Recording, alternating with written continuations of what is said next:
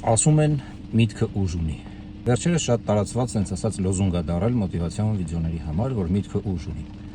Ու դեմ չեմ, երևի թե շատ այցելուներ կամ շատ հետևորդներ դրանից մոտիվացվել են։ Բայց իրականում միտքը ուժ չունի։ Ուժ ունի այն թե ինչ արժեք ենք մենք տալիս այդ մտքին, ինչքան ենք հավատում այդ մտքին ու դրանից հետո մենք ինչ վարք ենք անում։ Դեմ չեմ, շատերին հնարավոր է մոտիվացրել է դա, բայց հատկապես կպչուն մտքեր ունեցող մարդկանց, ովքեր կպչուն նեգատիվ մտքեր են ունենում։ Երբ որ իրանք լսում են բազմաթիվ տեղերից, որ միտքը ուժ ունի, իրանց վախը իրանց մտքերից ավելի է ուժեղանում։ Ժողովուրդ, միտքը ուժ չունի։ Ինչքան էլ մենք մտածենք, որ ես ուզում եմ սամոլյոտ ունենամ, մտածելուց ես սամոլյոտ չեմ ունենա։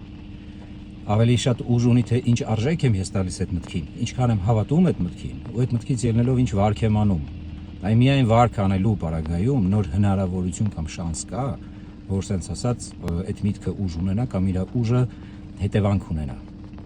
Կամ միտքը հետևանք ունենա իրականության մեջ ինչ-որ բան փոխի։ Դա չէ ուղակի միտքը գլխի մեջ, իրականության մեջ ոչ մի բան չի փոխում։